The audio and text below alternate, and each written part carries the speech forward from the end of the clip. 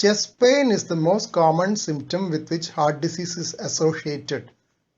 But all chest pain may not be due to heart disease.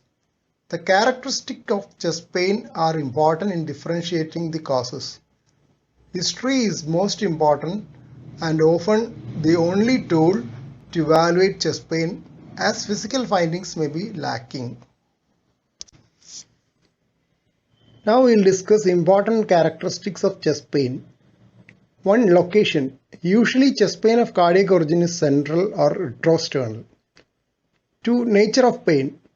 Pain due to myocardial ischemia, known as angina, is crushing pain or heaviness in the chest. Pericardial pain may be felt as a superficial pain.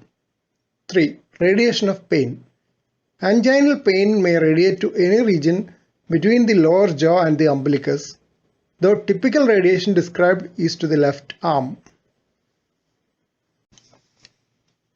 There are persons who complain only of pain in the jaw, wrist or elsewhere. When pain occurs only in the sites of radiation without chest pain, it is one of the anginal equivalents. 4. Aggravating and relieving factors. Myocardial ischemic pain in stable effort angina pectoris is brought on by exertion and relieved by rest. Myocardial ischemia means a decrease in blood supply to the heart or a lack of blood supply in proportion to the demand. Pain is persistent in case of myocardial infarction and unstable angina. Pain due to pericarditis may increase on inspiration if there is associated pleural involvement.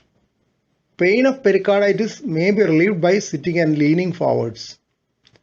Pericardial pain can be associated with pain during swallowing, which is known as odynophagia, as the inflamed posterior pericardium overlies the esophagus.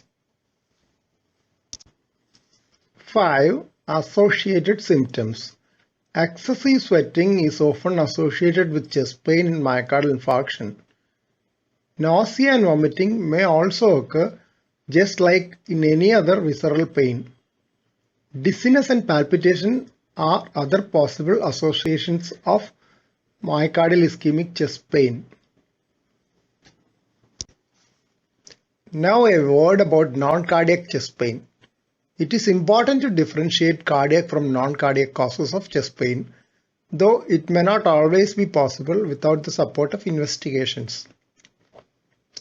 Generally, chest pain not conforming to cardiac pain is taken as non-cardiac chest pain. Breathlessness or dyspnea is an important symptom of heart disease. It can occur at rest or with exercise. Breathlessness at rest usually indicates a more severe disease. It is the most common symptom which is used to grade the functional class of an individual. Breathlessness in heart disease often indicates heart failure, though it can occur due to myocardial ischemia, then it is known as anginal equivalent. New York Heart Association functional class is commonly used to assess the functional status of an individual. In Class 1, no symptoms or limitation of ordinary physical activity. Class 2, mild symptoms on ordinary physical activity. Class 3, moderate symptoms on less than ordinary activity. Class 4, no physical activity is possible without symptoms. Often they are symptomatic at rest. Symptoms included in NYHA class are fatigue, palpitation, dyspnea and angina. Dyspnea occurring in supine position and relieved on sitting up is known as orthopnea. Usually it's a symptom of advanced heart failure, but it is not specific for heart disease and can occur in non-cardiac conditions as well. Paroxysmal nocturnal dyspnea or PND is breathlessness which occurs a few hours after the onset of sleep, typically in the very early morning hours. It subsides spontaneously after sitting for a few minutes. Paroxysmal nocturnal dyspnea is the typical symptom of left heart failure, including mitral stenosis, which is narrowing of the mitral valve, and left ventricular failure. It may be noted that there is no left ventricular failure in mitral stenosis, though left atrial and pulmonary venous pressures are elevated, leading to pulmonary congestion. Edema due to cardiac failure is usually dependent edema with accumulation of fluid in the feet and the ankle region. Dependent edema will be over the sacrum in recumbent patients. In severe cases, the edema becomes generalized with associated collection of fluid in body cavities like pleural effusion and ascites. Isolated puffiness of face is usually a feature of early renal failure. Ascites disproportionate to edema in heart disease. It is a feature of constrictive pericarditis, a disease in which the covering of the heart is thickened and often calcified. Ascites precox can occur in other conditions like endomyocardial fibrosis, which is a form of heart muscle disease. Ascites precox may be seen in severe tricuspid valve disease as well. Fatigue is a non-specific symptom which can occur in multiple disorders. In heart disease, fatigue is often due to low cardiac output and may occur in heart failure, severe aortic stenosis, and mitral stenosis. Severe pulmonary hypertension may also manifest as undue fatigue. Syncope is transient loss of consciousness with loss of postural tone so that the person falls down.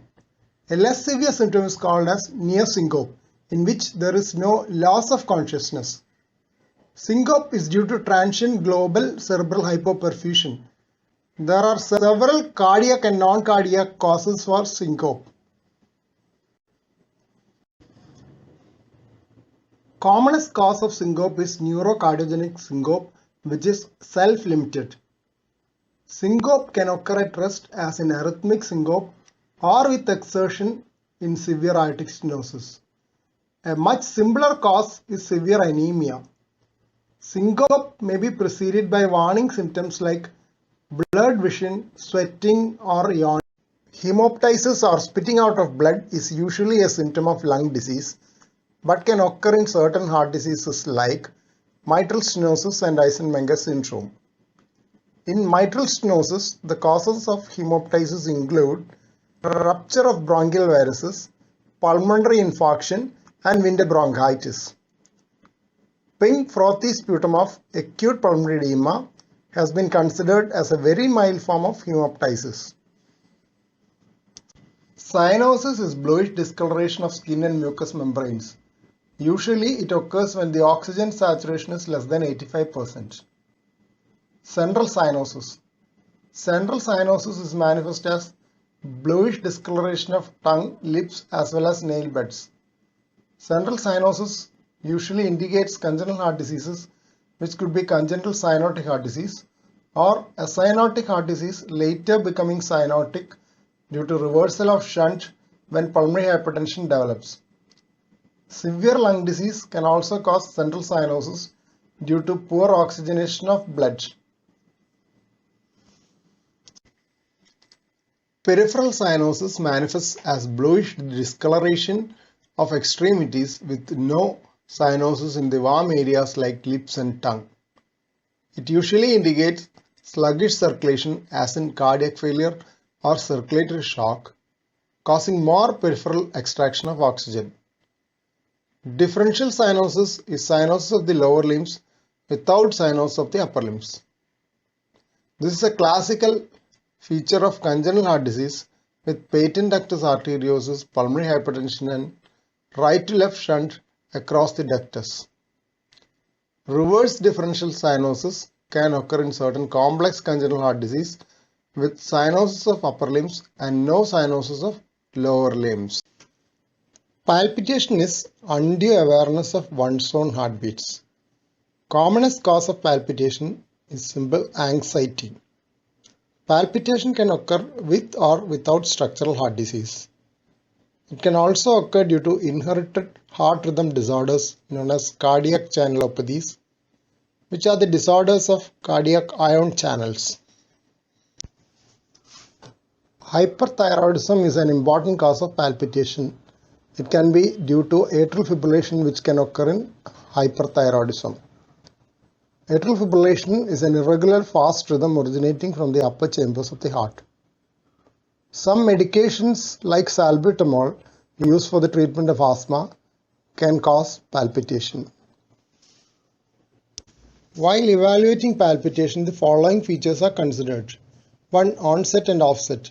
Paroxysmal arrhythmias like supraventricular tachycardia have abrupt onset and offset. Regularity. Atrial fibrillation is an irregular rhythm, while most other rhythm disorders which cause palpitation are regular. Precipitating factor. Palpitation on exertion and relieved by rest are likely to be due to structural heart disease like mitral stenosis. Relieving factors. Palpitation of supraventricular tachycardia can be terminated by vagal maneuvers like straining, pressure over the eyeballs, etc.